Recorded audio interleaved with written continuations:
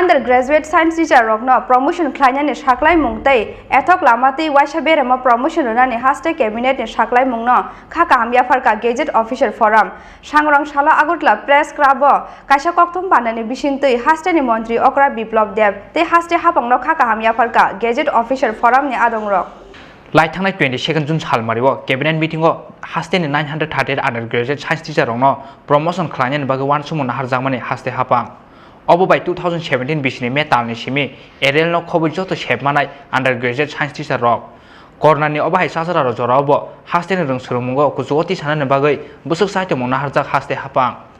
hasteni undergraduate science teacher rokno promotion khlaimani bisingtei obono nukjaka srai undergraduate science teacher rokno promotion khlaijangnai hinoi haste cabinet ni saklai mungno Khakaham Yapharkha Gazetted official forum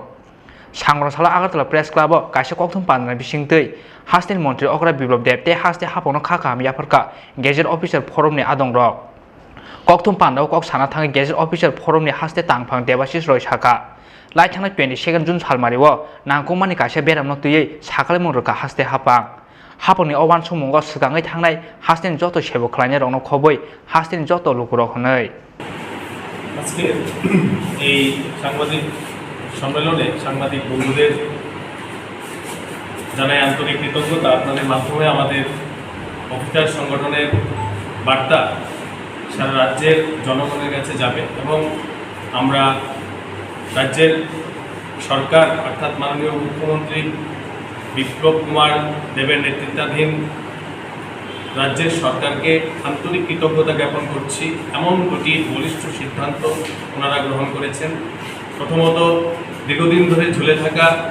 938 জন বিজ্ঞান শিক্ষকদের নিয়মিতকরণের সিদ্ধান্ত with এরিয়ার যেখানে রাজ্যের কোষাগার থেকে প্রায় 49 কোটি টাকা 49 কোটি 50 লক্ষ টাকার মতো রাজ্যের কোষাগার থেকে খরচ হবে অতিরিক্ত এবং তৎসঙ্গে রাজ্যের কর্মচারীদের যে প্রমোশনের অ্যাভিনিউ দীর্ঘদিন ধরে বন্ধ ছিল সেখানে অ্যাডহক প্রমোশনের মাধ্যমে আমাদের সরকারি কর্মচারীদের উপকৃত করেছেন এবং এতে করে রাজ্যের প্রশাসনের কাজকর্মের একটা যে গতিশীলতা কাঙ্ক্ষিত ছিল সেই গতিশীলতা আসবে এবং রাজ্যের অর্থনৈতিক মানদণ্ডকে এই সিদ্ধান্তের ফলে আরও বেশি উন্নত হবে আমরা মনে করি এই ধরনের সাহসী সিদ্ধান্ত যেখানে সুপ্রিম কোর্টের স্পেশাল লিভ পিটিশন এখনও পেন্ডিং রয়েছে যেখানে রাজ্য সরকারের কাছে অনেক প্রতিকূলতা ছিল কী করে প্রমোশন দেবে সেই প্রতিকূলতাকে কাটিয়ে উঠে এবং সুপার নিউমারি পোস্ট ক্রিয়েট করার মাধ্যমে যাতে এসসি এসটি এবং সাধারণ ক্যাটাগরির কর্মচারীরা যাতে কোনোভাবে উপেক্ষিত না হয় সেদিকে লক্ষ্য রেখে রাজ্য সরকার এই সাহসী এবং বলিষ্ঠ পদক্ষেপ নিয়েছে আমরা অত্যন্ত কৃতজ্ঞ চিত্তে রাজ্য সরকারের সমস্ত ক্যাবিনেট সদস্যদের মাননীয় মুখ্যমন্ত্রী বিপ্লব কুমার দেবকে আন্তরিকভাবে কৃতজ্ঞতা এবং অভিনন্দন জানাচ্ছি আপনারা অবগত আছেন যে কেরলের সরকার যেখানে গত বছর কোভিড পরিস্থিতিতে